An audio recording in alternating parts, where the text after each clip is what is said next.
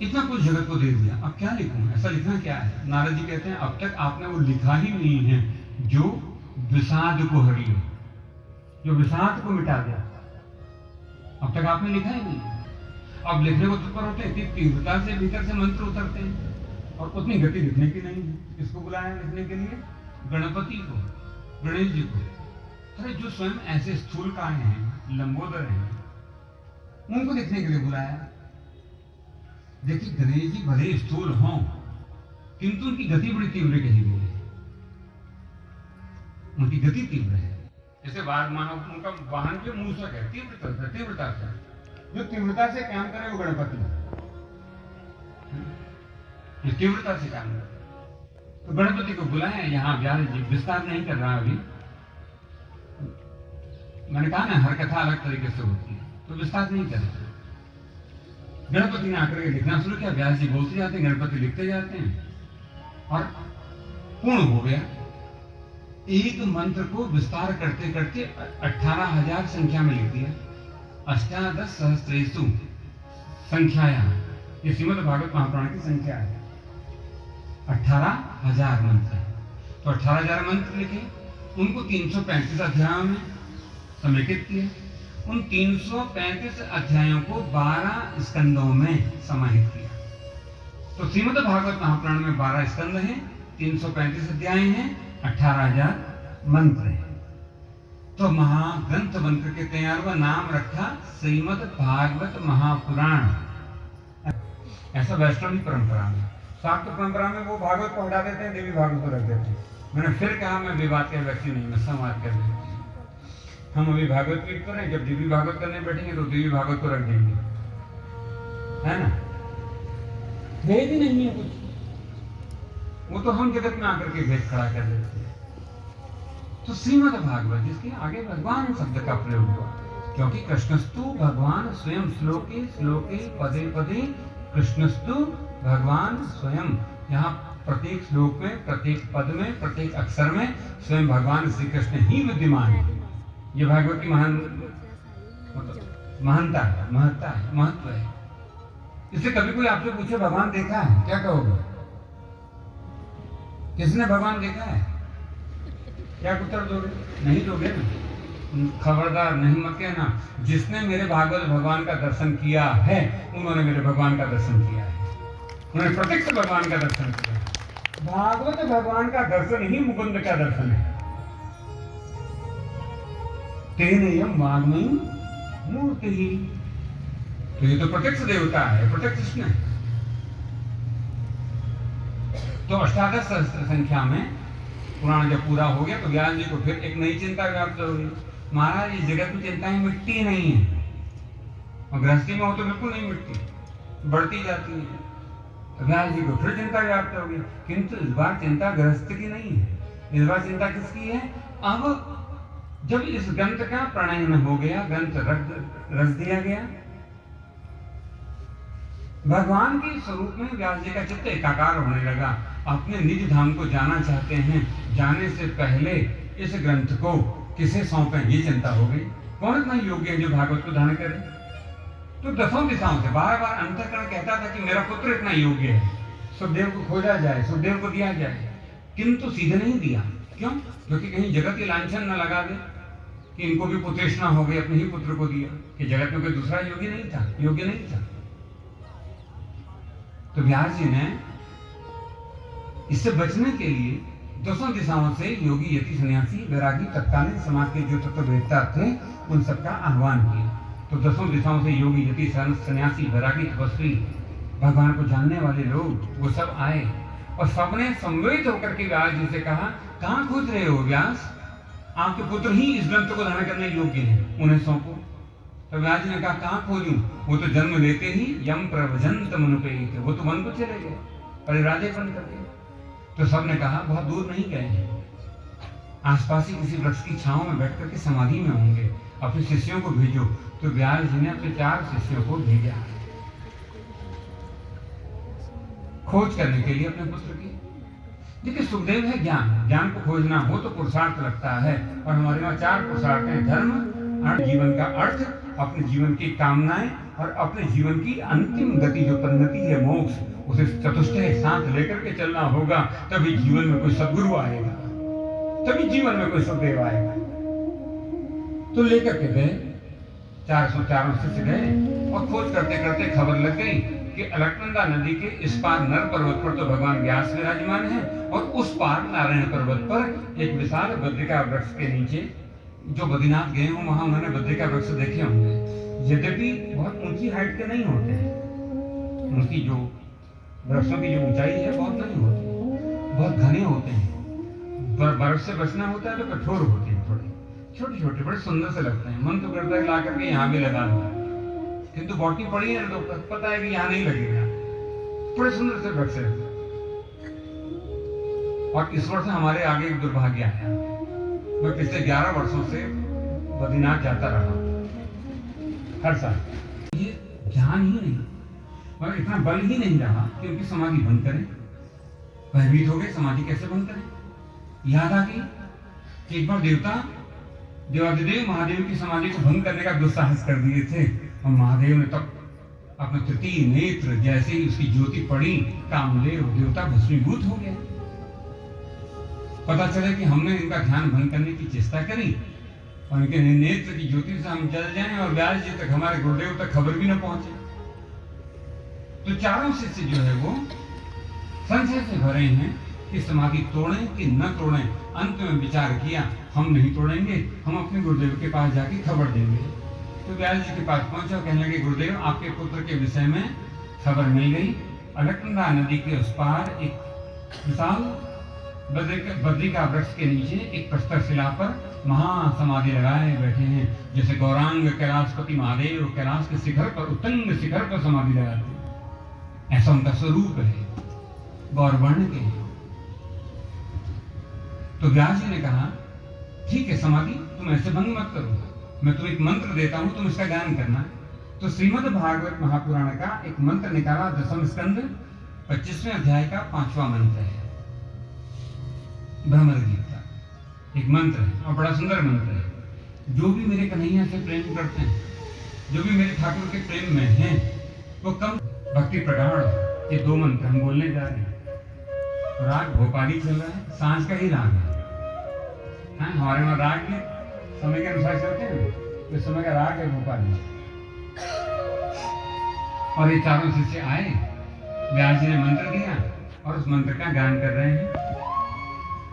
वरहापीडं नटवरवपुः कर्णयो कर्णिकारं बिभ्रद्वासः कनककपीतं वैजयन्तीं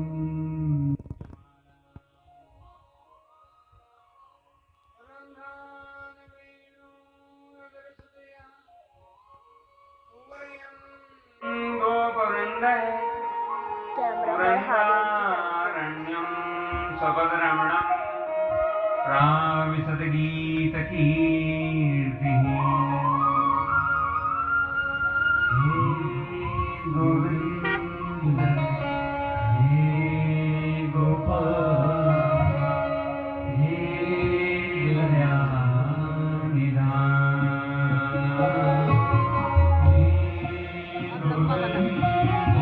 देखिए, ये जो पहला मंत्र अभी बोला है ना, व्यास जी ने दिया अपने चारों शिष्यों को कि उसके चारों ओर खड़े होकर गाना।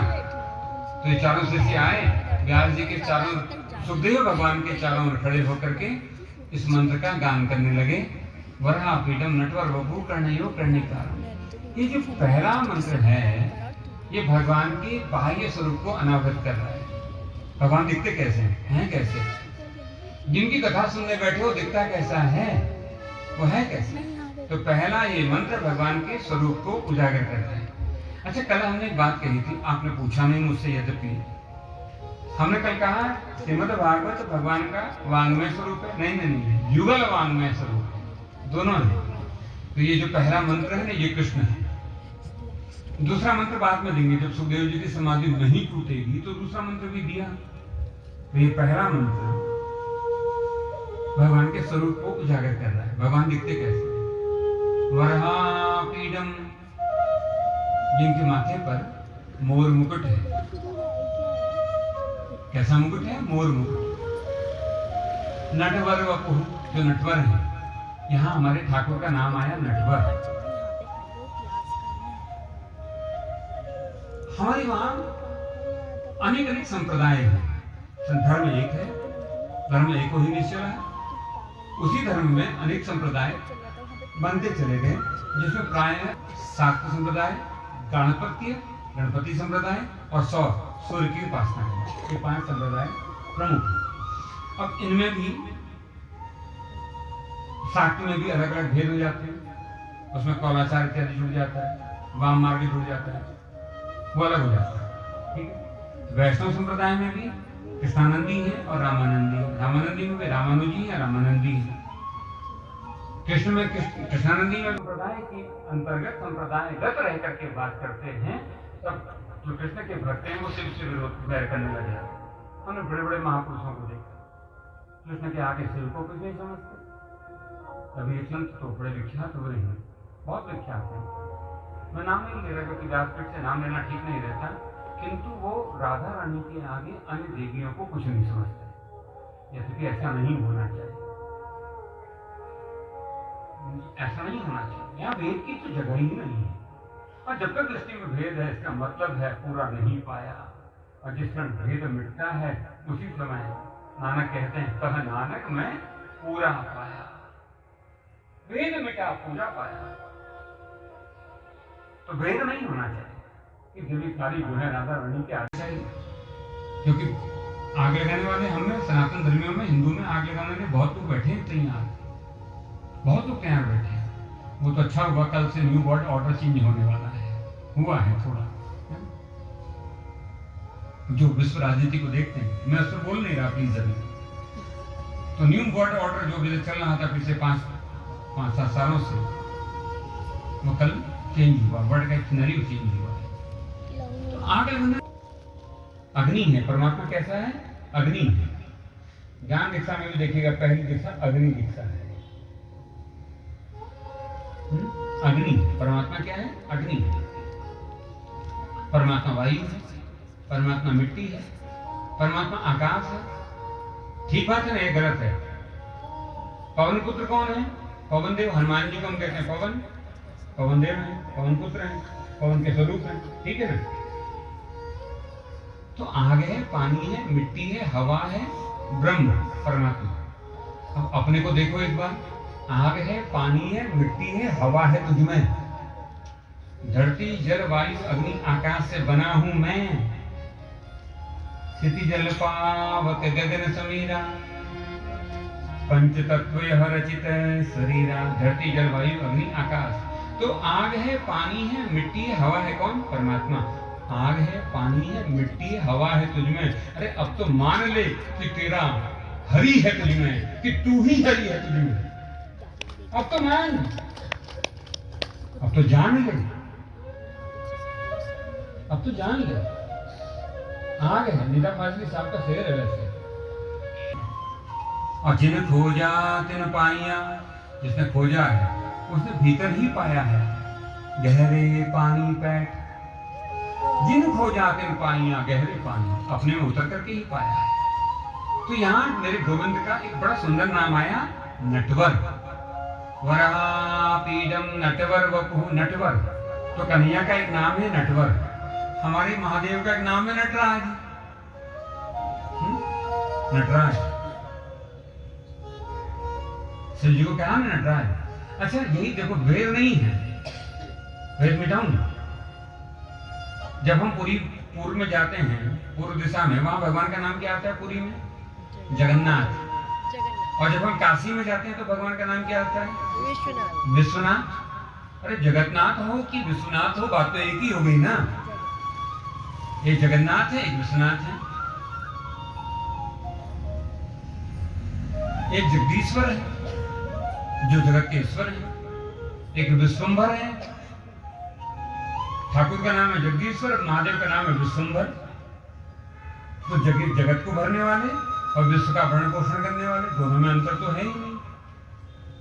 एक और उदाहरण दो, रामेश्वरम किसका मंदिर है? शिव जी का। बताओ ना। शिव जी का, शिव का, शंकर का जी। ठीक है ना? नहीं, राघव का मंदिर है। सिद्ध करें कैसे? देखो हमारे पास समास होते हैं, समास जिसने हिंदी पढ़ी वो जानता हो। मुझे तो हिंदी आती नहीं है ना, मुझे बहुत नहीं आता। समास तो पढ़े हैं ना हम, जब थे पढ़ते स्कूल में तो विद्यालय में समास पढ़ाए जाते थे। तो एक समास रामेश्वर में कौन सा समास है? बहुब्रीहि। रामस्य ईश्वरः सः रामेश्वरः इति शिवः। ठीक है, जो राम के ईश्वर है कौन? शिव। ठीक हो गया। अब इसी में षष्ठी तत्पुरुष लगा दो। राम ईश्वरः, किसके ईश्वर? शिवस्य ईश्वरः रामः सः रामेश्वरः। शिव जी के जो इष्ट है राम, वो रामेश्वर में सिद्ध हो गया ना। बहुब्री लगाओगे तो शंकर, तत्पुरुष लगाओगे तो राम, भेद ही नहीं है। रचयिता नटराज राज नमो नमः सतश्रेष्ठ तांडव रचयिता नटराज राज नमो नमः हे आदि गुरु शंकर पिता नटराज राज नमो नमः सतश्रेष्ठ तांडव रचयिता नटराज राज नमो नमः गंभीर नाद मृदंगना सबके ओरे ब्रह्मांड मां गंभीर नाद मृदंगना सबके ओरे ब्रह्मांड मां नित होत नाग प्रचंडना नित होत नाग प्रचंडना नटराज राज नमो नमः सतश्रेष्ठ तांडव रचयिता नटराज राज नमो नमः श्री ज्ञान गंगा चैत्रिमा श्री ज्ञान गंगा चैत्रिमा चित ब्रह्म ज्योति ललाटमा श्री ज्ञान गंगा चैत्रिमा चित ब्रह्म ज्योति ललाटमा विषनाग माला कंठमा नटराज राज नमो नमः सर्वश्रेष्ठ तांडव रचयिता नटराज राज नमो नमः तब शक्ति भामा में स्थिता हे चंद्रिका अपराजिता तब शक्ति भामा में स्थिता हे चंद्रिका अपराजिता चहुवेद गाए संगीता चहुवेद गाए संगीता नटराज राज नमो नमः सतश्रेष्ठ तांडव रचयिता नटराज राज नमो नमः की जय काशी विश्वनाथ की जय तो एक जगन्नाथ, एक विश्वनाथ, एक नटवर है, एक नटराज है, एक विश्वम्बर है, एक जगदीश्वर है। भेद नहीं है। तो वरहा पीडम, जिनके मस्तक पर मोर मुकुट है, वरहा पीडम नटवर वपुः कर्णयो कर्णिकारम, कर्णयो कर्णिकारम। कानों में देखो 12 वर्ष तो वन में रहे ना, 14 वर्ष लगभग वन में रहे, वन में रहे। वनमाली किसने कहा? वनमालिनी गोपिकाएं श्रृंगार करती हैं। हाँ, पूरा श्रृंगार किया, कितना बढ़िया श्रृंगार है देखिए। कस्तूरी तिलकम ललाट पटले वक्षस्थले कौस्तुभम नासाग्रे वरमौक्तिकं करतले वेणुं करे कंकणम सर्वांगे हरिचंदनं सुललितं कंठे च मुक्तावलिं गोपस्त्री परिवेष्टितो विजयते गोपाल चूड़ामणि कस्तूरी तिलकम ललाट पटले माथे पर कस्तूरी तिलक है। देखो ना मेरे छोटे से गौरांग कृष्णांग है तो निपट काल अभी वृंदावन गए थे, हमारे विवेक जी ने कहा कलवा और इनके झोपड़े में दर्द हो गया और मैं व्यासपीठ से रोज कलवा कहता हूँ इसको। तो बिल्कुल काला है ना, लेकिन जब श्रृंगार होता है महाराज कस्तूरी तिलकम मस्तक पर कस्तूरी तिलकम और ये देखिए श्रृंगार कर कौन नहीं व्रजांगना है गोपांगना है वनमालिनी गोपियां वनमाली कृष्ण का श्रृंगार कर रही हैं। नासाग्रे वरमौक्तिकम नासिका के अग्रभाग में मोती लगाती है मुक्ता। यहाँ तो बहनें पहनती है ना नासिका के अग्रभाग, ना ना हमारा कान्हा भी पहनता है। भक्त जैसे श्रृंगार करे वैसे रीझते हैं ठाकुर। नासिका के अग्रभाग में लौंग लगी है, नासिका नासाग्रे वरमौक्तिकम करतले वेणुं हाथ में बांसुरी है, कंकणम जो आप पहुंची बांधते हैं ना, ये बेड़ी ने बांधी है ना, जो पहुंची बांधते हैं वट हाँ कंकणम कंकण बदले हाथ में कंकण बदले ठाकुर के हाथ में कंकण बदले कंकण सर्वांगे हरिचंदनम और कितने सुंदर हैं नील सरोरुह श्याम तन। देखो ना मेरे गोविंद को कैसे दिखते हैं नील सरोरुह श्याम तन नील सरोरुह श्याम नील सरोरुह श्याम। दूर से कभी सागर का सौंदर्य देखना, निकट जाओगे तो ताल तरंगे दिखेंगी, फिर दूर से किसी ऊंचे टीले से चढ़ करके देखना कभी। हम लंका गए थे तो वहां टापू से हमने सागर को देखा था दूर दूर तक। तो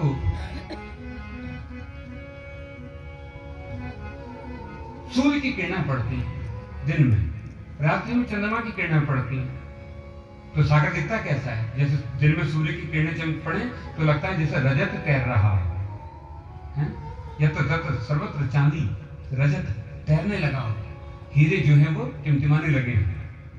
सूर्य की अनेक उत्ताल तरंगे, सागर की तरंगों पे सूर्य की अनेक किरणें जब पड़ती हैं तो लगता है जैसे असंख्य हीरे जो हैं वो सागर के जल पर तैर रहे हैं। और रात्रि होती तो लगता है जैसे किसी ने स्वर्ण तैरा दिया हो, स्वर्ण नहीं तैर रहा, पुखराज तैर रहे हो, पूरा पीत तैर पीत। ऐसे हमारे गोविंद का सौंदर्य है, लगता है जैसे असंख्य रश्मियां, सूर्य के असंख्य रश्मियां आकर के मुखमंडल पर पड़ती हैं और उनके मुखमंडल पर किसी के भी नेत्र स्थिर नहीं रह पाते, आंखें चौधिया जाती हैं। ऐसा सौंदर्य है मेरे गोविंद का, ऐसा सौंदर्य, ऐसे रूप, ऐसी माधुरी। तो वरहा पीडम नटवर बपूर कर्णियो कर्णिकारम विप्रदवासा नील सरोरुह श्याम। तो उनके बाल हैं घने घने, पूरा श्रृंगार तो कर दिया, सर्वांगे हरिचंदनम, सर्वांगे में चंदन लगा दिया। अब बाल आई बालों की, बात आई बालों की। अब लगा किसी गोपी को कि सबका तो श्रृंगार हो गया, बालों का तो श्रृंगार ही नहीं हुआ। और किसी भी स्त्री का श्रृंगार कितना भी हो जाए, जब तक कि इसका श्रृंगार न हो, श्रृंगार अपूर्ण माना जाता है। इसे वेणी बांधती है हमारी बहनें, जो है वेणी बांधती है, फूल लगाती है, गजरा बांधती है ना। तो कानों को क्या बांधे, गजरा बांध नहीं सकते, इतने के लिए थोड़ा सा तो जगत का पुरुष भी है, तो श्रृंगार तो करना है। और बाल भी कैसे हैं, कुटिल कुंतलम धन रजस्वरम। कुटिल, ठाकुर के बाल कैसे? कुटिल, कुटिल का मतलब जानते हैं, टेढ़ा घुंघराले बाल है, कुटिल कुंतलम। और कितने घन रजस्वरम, घने जैसे आकाश के मेघ, काला कोई मेघ हो और रजस्वला बन करके बरसने को तत्पर हो जाए, करुणा का जल बरसाने को तत्पर हो जाए, ऐसे मेरे गोविंद के घने बादलों जैसे कुटिल टेढ़े घुंघराले बाल। और गोपिका ने कनेर के फूल तोड़े, वन मालिनी गोपिकाओं ने, वन में रहने वाली गोपिकाओं ने, मालिनी ने कनेर के फूल तोड़े और ठाकुर के घुंघराले बालों के आगे साथ में कनेर के फूल टांग दिए। कर्णयो कर्णिकारम, कानों के पास कर्णिकार के फूल लगा दिए। विवृतवासर कनक कपीसम, स्वर्णिम आभा जैसे दिख रहे पीताम्बर धारी। कनक कपीसम, कनक मतलब पीताम्बर, मैं बनाऊं? स्वर्णिम आभा, उनका जो ऑरा है वो स्वर्णिम है। यद्यपि काला है तभी ऑरा स्वर्णिम है। कनक कपीसम को भी मन नहीं अघाया, और श्रृंगार करना है और करना है और करना है। तो वैजयंती के फूल चुने थे, तो वैजयंतीम च मालाम, गले में वैजयंती माला डाल दी। रंध्रान वेणु रबर सुदिया, हाथों में रंध्रान वेणु से युक्त बांसुरी पकड़ा दी। दादा हमें बात समझ में नहीं आई, त्रेता में अवतार लिया राम अवतार, और भगवान ने कहा मोहि कपट छल छिद्र न भावा। और जब द्वापर में इसमें कितने छिद्र हैं? 9 छिद्र हैं। कथा चल रही हो ना तो बीच में टोकना नहीं चाहिए, ध्यान भटक जाता है। क्योंकि कथा सुनकर के सबके पास उत्तर होते हैं, जो जिन्होंने नई बार सुना है तो कथा के अपनी लय टूटती है।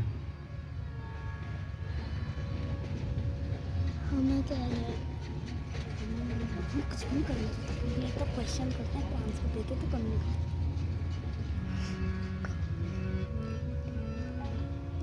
ध्यान टूट गया ना वहां से, स्वरूप से, भगवान के स्वरूप से ध्यान हट गया। ये देखो, क्या जो भी है 9 छिद्र हैं। ये जो जीव है ना इसके पास भी 9 छिद्र हैं। 9 छिद्र हैं। 2, 2 4, 2 6, 7, 2 मलमूत्र त्यागने के 9 छिद्र हैं। इन 9 छिद्रों से जो युक्त जीव है ये अहर्निश भक्ति करते करते करते करते जब कैंकर्य भाव में आता है, किंकर भाव में मतलब प्रणिपात भाव में आता है, तब ऐसे भक्त को स्वयं भगवान अपनी बांसुरी बना लेते हैं। भगवान के भक्त ही भगवान की बांसुरी, भगवान के भक्त ही भगवान की बांसुरी।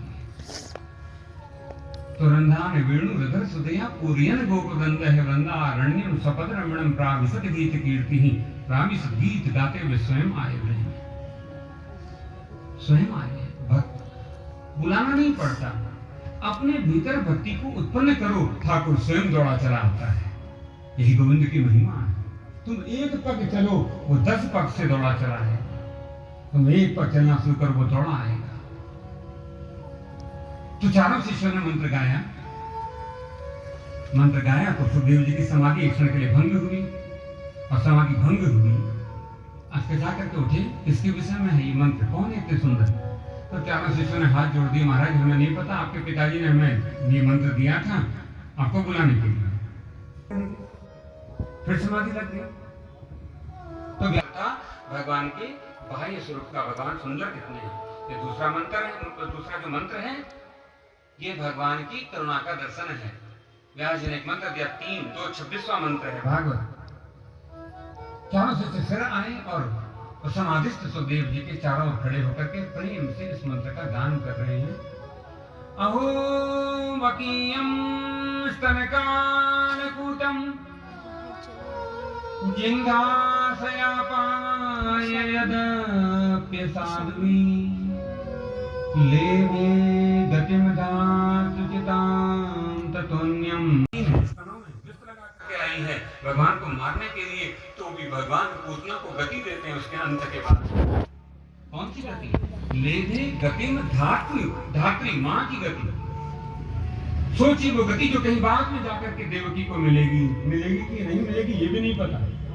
वो जो गति कहीं बाद में जाकर के यशोदा को मिलेगी, अरे मिलेगी भी कि नहीं मिलेगी पता नहीं, किंतु आज ही पूतना जैसी पातनी बाल धात्री को भगवान अपनी मां की गति देने को तत्पर हो गए। और सुखदेव अत्याचार करके उठे और रोते हुए पूछने लगे, कमवा दयालम शरणं व्रजेमम, कौन है ये कृष्ण, कौन है इतना दयालु जिसने पूरे ब्रजमंडल को अपनी करुणा की शरण में रखा है, कमवा दयालु। तब व्यास जी के चारों शिष्यों ने कहा, महाराज हमें नहीं पता, आपके पास पिताजी के पास ऐसे 1-2 नहीं पूरे 18,000 मंत्र हैं। और जैसे ही सुना 18,000 मंत्र हैं, सुखदेव जी तो उत्कंठ हो गए कि मुझे ले चलो पिता के पास। और आगे आगे चारों शिष्य चल रहे हैं, पीछे पीछे श्री सुखदेव जी। विशद गीत कीर्ति ही कृष्ण कृष्ण गाते हुए जाने लगे हैं पीछे पीछे। तो सुखदेव जी के साथ व्यास जी तक की यात्रा कर रहे हैं भगवान नाम के आश्रय के साथ। और उसके बाद आज की कथा को यहाँ पर विराम दे रहे हैं। कल से कथा 2 बजे प्रारंभ होगी। तो सुखदेव जी जा रहे हैं आगे आगे, 4 शिष्य हैं गीत गाते हुए, विशद गीत कीर्ति ही। मुझे रास आ गया है तेरे दर पे सर झुकाना, मुझे रास आ गया है तेरे दर पे सर झुकानी, तुझे मिल गया पुजारी, मुझे मिल गया ठिकाना, मुझे रास आ गया है तेरे दर पे सर झुकाना, मुझे रास आ गया है तेरे दर पे सर झुकाना। हरि बोल।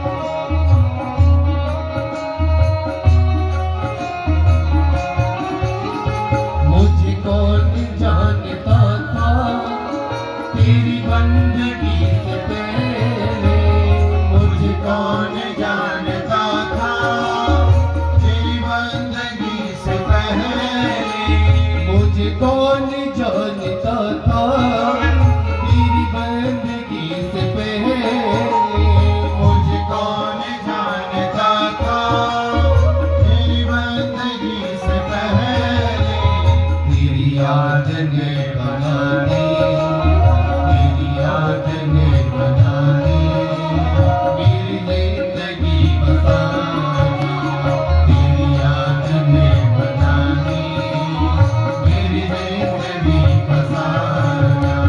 तुझे मिल गया पुजारी, तुझे मिल गया पुजारी, मुझे मिल गया ठिकाना, मुझे रास आ गया है तेरे दर पे सर झुकाना, मुझे रास आ गया है तेरे दर पे सर झुकाना।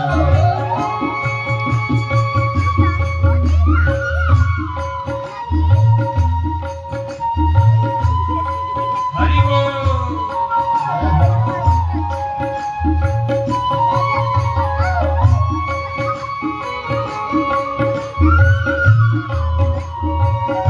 नहीं है कि बदल गया ज़माना, मुझे इसका गम नहीं है कि बदल गया ज़माना, मुझे इसका गम नहीं है कि बदल गया ज़माना, मुझे इसका गम नहीं है कि बदल गया ज़माना।